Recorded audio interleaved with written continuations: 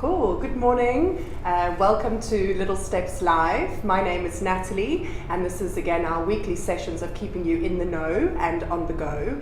Today, I'm really excited to be talking about a topic that I think can feel a little bit, well, it's exciting, but can also be a little bit overwhelming and maybe sometimes also frustrating when we start the process of investigation into the trends in university admissions. So we've invited Dr. Robin Lister from Malvern College Hong Kong. Sorry, I think we had some sound issues for a second, but we're all good. And we want to talk to him about really what we need to know about these trends in university applications. So thank you, Dr. Lister, for joining us today. Great pleasure. We're very excited, albeit a little bit nervous as well. Just a little. We're totally normal, we're fine, we're ready for it. So just before we get started, a couple of reminders. We're obviously live, so feel free to comment at any time, ask any questions to Dr. Lister, and we'll get them answered right here. And if you have any questions later on while watching the video, please feel free to comment at that time too, because we'll always get back to you and answer your questions. We do go live every week. So if you click the follow button on Facebook page, you can get notifications on the sessions, what's happening. And we will also leave a link for you to sign up to our newsletters. So we've got the newsletters in each of our cities, in our 6 cities that go out, and they're jam-packed full of really great content. So make sure to sign up for those. Cool, thank you very much. So today, before we get started, just so that you know, we're going to be learning a little bit more about Dr. Lister and about Malvern College Hong Kong.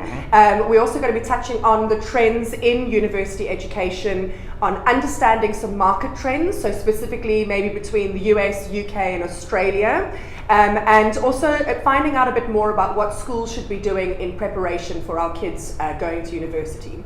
So thank you very much again for joining us. And before we get into the big hot topic, please can you share a little bit more information with us about you? When I was 16, I had made up my mind to go into teaching. Oh really? As early as that? I was. In fact, it might have even been 15. To be frank, my experience as a schoolboy wasn't all that positive, and I was determined that I would spend part of my life teaching in a school where I would like to be a boy. But I also said to myself that I would do something else initially and then go into teaching. Okay. So what I ended up doing, I was actually in academia for a fair few number of years. Yeah. I was at university or universities for about 14 years and then worked a little bit after that and then went back into education, school education. I joined Malvern College in the UK quite a long time ago, actually. Isn't it like almost 30 years? It's getting on for 30 years. 3 decades, that's pretty awesome. It is. I was previously a part-time lecturer at St Andrews University, and I joined Malvern as a head of department. I was then a housemaster, which was great fun. Yeah, that must be. Then I was deputy head. Yeah, a lot of great stories being a housemaster. There's nothing like living with a house of 60, 65 teenage boys for you to really understand what being a teenager is like. You learn a lot. That was a great experience. I then went on to be the deputy head and finally senior deputy head. Okay. And then decided I would enjoy coming out here and starting our school in Hong Kong. Which is very exciting. I've got a great team I'm working with, and it's a great deal of fun, and I'm looking forward to the doors opening in late August this year. I know, which is very exciting. The preschoolers are already open doors, so you've got your early years program going on. Yep. And then, we're very excited to see more about the campus because we just keep hearing such exciting stuff. And the building, actually, it looks great on paper, but when you see it in reality, it looks even better. It really is impressive. It is, yeah. So, are you enjoying Hong Kong? It took me a while to get used to the heat. Oh, yes. I arrived in late September and the heat did shock me. Yeah. And then I was also actually unprepared for the winter being as cool as it has I think people are surprised by that. Yeah, I even had to buy a down jacket. Yeah, that's quite nice though. It's still nice to have the seasons. It's not just that constant kind of heat and humidity. You get a break and then you get beautiful blue sky days. Exactly. Yeah. And now it's getting warm again. Yes, which exactly. is terrific. Which, yes, I know it is. Well, before the mad humidity starts, but at the moment it's that good kind of springtime. I've got my dehumidifiers really. Have you got them? I know, that was a big learning point for us when we came. Everyone said it and I was like, what? And then you're like, oh yes. You need them. So you've been part of university in the US and in the UK because you were at Harvard, and then you also were at St. Andrews. So definitely a great person for us to be talking about this topic, which is why we nabbed him.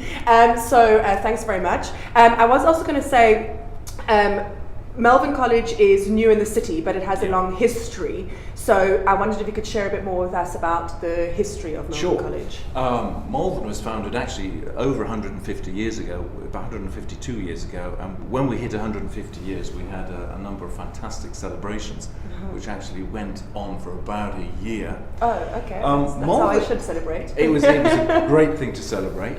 Malvern it's a typical British independent public school in many ways, but in one way it's not typical. Malvern is known to be traditional, and yet it's also been, without wanting to sound overly trite, it's been very forward-looking. It's always tried to be ahead of the game, doing things that other schools probably haven't. For example, we went down the IB route, one of the first schools in the UK to go down the IB route. That's a huge hot topic which is now. great, and we can talk about that later, because the IB is a very good way into uni. We'll come back to that. One of the other things which I'm pretty proud of Malvern got right is that alongside the sixth form studies, the sixth form curriculum, we instigated another curriculum to teach young people life skills. So they had lessons about mortgages, how to open a bank account. Oh my gosh. How to boil an egg. Desperate for that. Okay. Basic cookery. Boil the egg. But mortgage understanding, that is so powerful. I went all the way through school not understanding why no one taught me that. Right. Like, that's really cool. Well, life skills alongside a formal academic curriculum, very important. Yeah. I and agree. Those are the kind of things that Malvern has always tried to be ahead of the game with. Cool. Okay, so guys, just to remind you, we are live talking to Dr. Robin Lister of Malvern College Hong Kong, and he's going to be talking to us about the trends in university admissions. So let's get straight into it. All right. We hear students are applying to more schools than years in the past. And what is the typical amount of universities recommended for students to apply to? Well, if you're going to go to a UK university, you are of course restricted. I shouldn't say restricted, because it's the UCAS system is very, very good way of applying to university. So you've got 5 unis for the UK. One thing that we've noticed in Malvern, UK, over the last 4 or 5 years in particular, is a marked, huge increase in applicants to American universities. Okay. Yeah. So in the UK, we probably send off 20, 30 plus students a year to the Ivy League universities and other very good universities and colleges in America. I should point out at this stage, for the past, 16, 17 years, until I came to Hong Kong, I've actually interviewed on behalf of Harvard.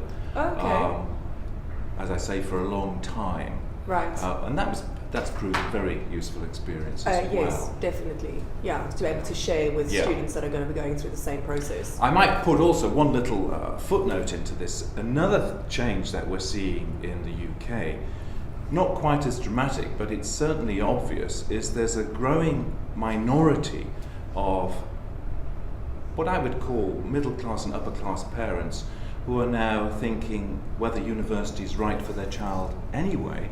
And a lot of these parents are now looking at professional apprenticeships, banking apprenticeships, insurance company apprenticeships, and indeed some of these apprenticeships are looked upon as very, very prestigious, and they're snapped up very quickly.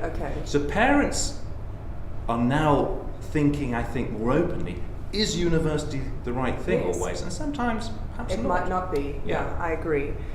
So there are what we call hard facts and soft facts in applying with university. So hard facts being obviously test results, grades, curriculum, and then soft facts, what we touched on when you were introducing yourself, more around kind of how outside of academics can students really fit into the university's motto, the school's motto. Can you highlight how these two facts have changed in the terms of importance over the years? I hope I'm not going to sound overly biased here, but my experience is that when it comes to UK universities, particularly Redbrook University and particularly Oxbridge actually, they are almost exclusively concerned on academics. And they pay very little attention to extracurricular activities. I have issues with that. Yeah. Harvard, for example, and other very prestigious universities in the UK certainly take into account academics, but they are looking beyond academia when they go through the admissions process. So for American universities, prestigious American universities in particular, you have to demonstrate to them that you have got skills outside academia. What the good universities in America are looking for, including Harvard, what they don't want is for an undergraduate to sit in their study and just work all day. Right, okay, that's good. I'm not sure whether I can say the same for all UK good universities. Wow, okay. UK universities, very much grade dominated. Right. American universities, academics, very, very important, but not exclusively so. That's a good thing, though, to have a bit of balance, right? Well, it certainly fits within the Malvern ethos, because one thing that Malvern has done, as it will do in Hong Kong, is we value, and again, I don't want to sound trite, we really take this seriously, that a good education's got to include excellent academics, but it's got to go beyond academics. Yeah. So educating the whole person. Yeah. It's frightfully important. Yeah, and good that you have universities that will fit that, because yes, exactly. That's important. Exactly. So, wondered if you go a little bit deeper into some of those soft facts, so the ones that are outside of the academia, into what kind of extras, what could these be? Well, if I could be more, going to the UK, some of the courses that are looking for not just academics like medicine, one of the changes in the last 5 or 6 years has been that if you're applying for medicine in the UK, you have to demonstrate more and more work experience. Okay. It used to be perhaps one period of 2 weeks work experience. It's now if you've got 2 or 3 or more sessions of work experience, that tends to be the norm now. Okay. So a lot of professional experience. Outside of that, UK, but particularly American universities, anything that can demonstrate leadership, anything that can demonstrate the ability to having done something on your own, if you started a society, if you've played sport for your region or for your country, anything like that will stand in your favour. Okay, cool. That's quite exciting, and it really motivates, I think, kids to do more from that, even the entrepreneurship side of things. These kids that are starting up little businesses and and kind of doing a bit more. So being able to have that is such a huge benefit when applying. I've had one pupil in the past in Malvern, UK, who was a real entrepreneur. He started a business in Malvern, UK. Initially, he did it very secretly because he wasn't sure whether he should do this, but he did it in his boarding house, and it proved very, very successful. He even managed to get, and I still to this day don't know how he did it, he had a credit card machine which he used, and he bought in bulk tuck, what we call tuck in the UK, sweets, and he established quite a profitable organisation. He put all the profits back into his boarding house. Cool. So they bought all kinds of equipment. That experience, was loving him, that experience was amazing on his university application, and he's now doing very, very well in America. I helped write his application. But that kind of entrepreneurship, it's impressive. It's really, great. It's impressive. Oh, that's exciting. So guys, just to remind you, we're live with Dr. Robin Lister of Malvern College Hong Kong, and we're talking about the trends in university applications, specifically in the UK and the US at the moment. So just kind of what are the things that have changed, what are the things that are important for us to know when we're making these, this investigation into this area. So I wanted to speak now about specific school markets. So like we were saying, the UK and the US. We know that understanding more about them is important for us, especially from Asia. There's a really big trend in Australia, as well as understanding more in the UK and US, I think, for boarding schools as well as for universities.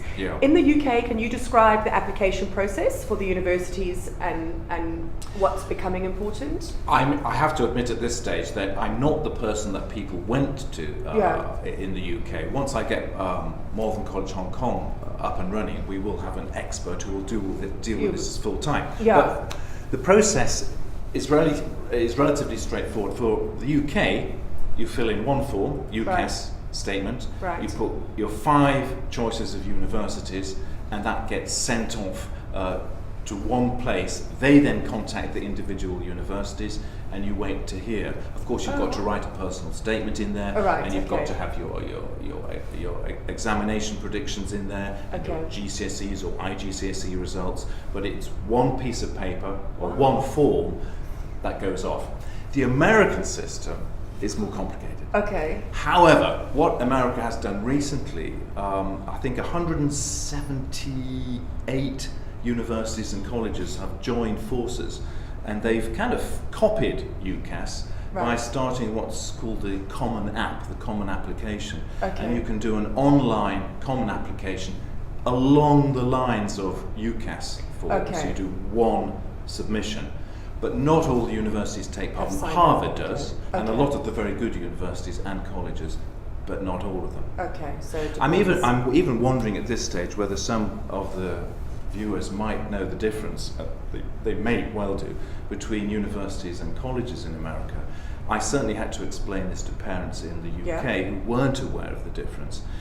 In the United States, there's some wonderful, prestigious colleges all over the country, and a college is merely for undergraduates. So if you apply for a college, you will be entering an institution which is just for undergraduates. Universities are for undergraduates and postgraduates. So if you apply for a university, you'll be applying to take part in a much broader institution. Harvard has a Harvard College, but it's within the university. What a lot of pupils failed to do in the UK was look at American colleges as opposed to American universities. But there's some great colleges, particularly in the Northeast, but not exclusively in the Northeast, which are often overlooked by foreign applications, and they shouldn't. They're really for that understanding. That's true, because my background is UK, and so I didn't actually know the difference between colleges and university. Right. The colleges specialise more in a way in teaching, exclusively teaching. The universities will do teaching, but they'll do a lot of research as well as postgrad qualifications. So there is a difference there. That's good. Thank you for sharing that. That's pretty awesome. So, do we know much about anything going on in Australia for universities? I have to admit that whilst my experience in the UK is we've had 1 or 2 pupils going to Australia, not that many. So I'm probably not the expert to talk about Australian universities. But very good ones. I'm not saying there's some great universities, but the process I'm probably not totally up to speed with. Okay, cool. I also wanted to cover now, I think, which is probably one of the most important kind of areas in application is preparation. And where are there areas that schools can do more in prepping our children when they're kind of wanting to go to university, making those decisions for maybe which university or colleges are the best, but what kind of things can they do in helping them? I'm going to be, again, a little bit biased here. Yes, you can. I have spent hours and hours talking with pupils in Malvern, UK, and with their parents, and they wrestle with which university is the ideal one for my son or daughter, and should they go here, or should they go here, or should they go here. My experience is, if you're going to go to Oxford, Cambridge, Harvard, go to those top tier universities, that definitely does help your career. But generally speaking, if you go, it doesn't make that much difference if you go to, talking about the UK, if it's York or Sheffield or Birmingham, and yet most pupils and parents sweat blood over it. What pupils and their parents should be looking at is a course that they enjoy, a geographical location that they enjoy, and potentially looking at the kind of career that follows. Another message I've been trying to get out to the UK is, in some ways this is positive and in some ways it's negative. It's now no longer considered sufficient merely to come out of university with 1 degree.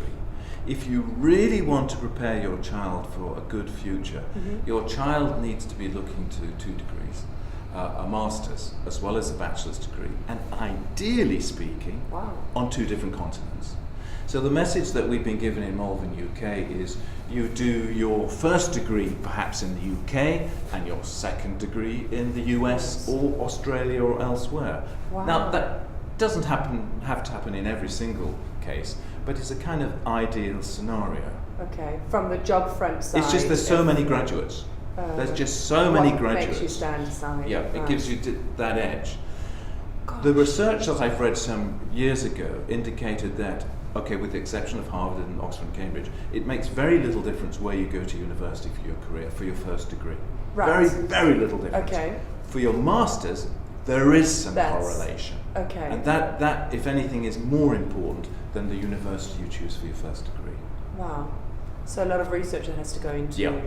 I mean, it's hard as well because you're making such a big decision at a young age for a very many years ahead of you, right? You know, and and understanding the working marketplace is it's tough. not that easy. Yeah. It isn't that easy. I think not always understanding enough about actually the jobs that are available and specific areas that you can go into, you know.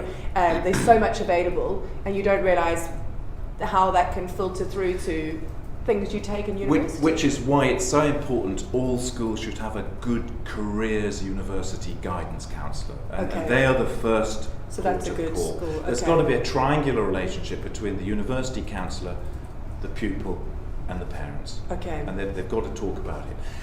I might add here, again, I'm going to be a little bit biased, we should remember that university or college, and whilst that's not the only route to an adult life, but if you choose to go to university or college, it's also an experience for you to a chance for you to grow up and mature. It's not just about gaining the qualification to get a particular job. Especially if you're doing it abroad from where you live, you know, if you're doing it on a different continent. Exactly. It's a major learning experience. It broadens the mind. Yeah. It broadens the mind. Well, on that note, I wouldn't mind saying one other thing. Sometimes parents look upon going to college or university as the imperative route to a successful job. Yeah. You've got to be cautious about that. I do believe fairly passionately that going to university gives, as I just said, gives a child further opportunity to mature and just grow up. But sometimes it's better not to do a degree in the career that you want. What am I talking about? Okay. If, for example, your child may be thinking about following a course in law. Right. I've got a lot of legal friends in the UK. Virtually to a man, my legal friends would advise not to do a first degree in law, but to do a first degree in English or psychology or some other subject, and then to do a post-grad lawyer qualification. Oh, wow. So sometimes that's you make a better lawyer if your first degree is something other than law. And that can be the same if you want to enter business. Sometimes it's not appropriate to do a degree in business if you're going to enter the business world. Yeah. Again, a degree in something like psychology or English or maths. Yeah, or a language. Or indeed a language. So I would advise parents and their children to look very carefully at the choice of subject. It doesn't have to directly relate to just a potential be career like structure. law the whole way through. Yeah. And actually that makes you more rounded as well, right? Exactly. And I suppose also understanding that for that example, that law in the real world from a job perspective goes into so many different areas. So this is why it is better. Okay, interesting. That's good advice. So that's what you could really do with schools when you have the counsellor that can guide you in making these decisions and doing this research, right? Yes. Because there's a lot. That's what the part that feels so overwhelming. It's like, where do you start? There are great, if you get Google, there's some great sites which are kind of opening guidance on this, both American and British sites, which will guide you. Okay, so you can have somewhere to start. Because I think it's also like stressful for the parents, you know. Oh, terribly. Like, oh my God, are we doing the right thing here? And terribly stressful. Especially if they're going to be going abroad. So I was going to ask about within schools, things around athletics, and we were talking about kind of those soft skills. Yeah. So are they Yeah. kind of, as well as within the school in the Yeah. preparation, doing more around the extracurricular activities and stuff? I think generally to ensure a child has every opportunity possible for extracurricular activities is vital for their it encourages their growing up and their all-rounded nature. From the university's point of view, I have to admit that as far as the UK is concerned, athletic pursuits count for next to nothing. Interesting. I often have to advise children and their parents not to make a great thing of the fact that they were the captain of football or they led the first cricket team, because in the UK that has little clout. Okay. It has more clout in the US, where those things are looked at as an indicator of a broadened personality. Yeah. I would still argue passionately that children do need these experiences to become better all-rounded people, regardless of the university application. Okay. There's nothing like giving a young child the opportunity to go on stage, to practice some debating skills. Yeah, I was just going to say debating, yeah. Great, and those kind of skills are... so the arts and the drama all of side, that, absolutely. So those vital. hold more clout in the UK? In the US. And, the US. In but the other US. ones, okay. So all after school In the extracurricular UK, co-curricular activities are not particularly not important. so, right. In the US, they are good Is it much indicators better? of a broader-based child, and that's what most American colleges Will be and looking. universities are looking for, in addition to good academics. Yes, yeah. Both. Yeah. Okay, Both. cool. Because I think that's the other area that I find so inspiring about schools now, and I almost sometimes wish I could go back to school because of how much is available now. Yeah. Like how much in the extracurricular and how Yeah. much in like classrooms and stuff that it's just inspiring. It really, really is. So I couldn't agree I more. think kids are very Couldn't lucky. agree more. You know, Seeing a 13, 14-year-old on stage with a violin doing their first solo performance in front of their peers and gaining confidence is just a wonderful thing.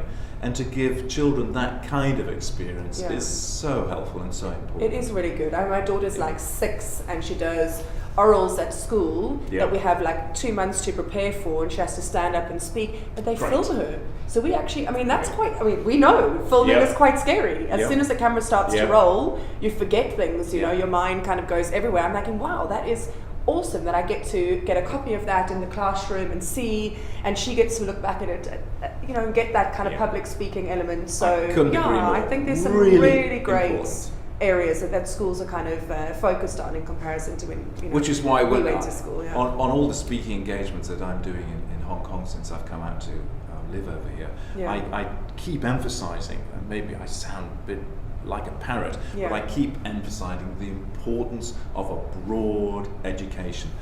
Academic education, as excellent as it can be, yes, but on its own is not sufficient. You've got to give a child the experience to broaden all their other skills and abilities beyond academics. Right. And I'm not denigrating academics, far from it. I'm No, an academic, but it's been able but it's to, got to be yeah. broader. It's got to Yeah. be broader, and that's what Malvern tries to do really seriously and always has. Yeah, I think like with everything, it's those areas for us to understand how you can stand apart from the rest of the crowd as well. Yeah. So really, I think also the amount of interest that parents have in their children's education now as well is totally different to our generation or whatever, where the parents weren't as involved. So I think that also helps with understanding how much more we can develop the kids and the availability that they have at their fingertips at this age, you know? It's like unbelievable, especially when they can be abroad, especially in places like Asia. I think kids learn a lot more just from their peers, from the fact that they're learning about other countries just through their friends, right? Fantastic Which is experience. so cool. Yeah, so cool.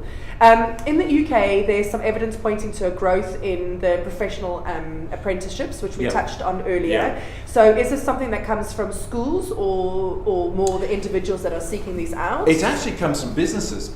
We find an increasing number of businesses in the UK don't think that people coming out of university have the skill set that they require. Okay.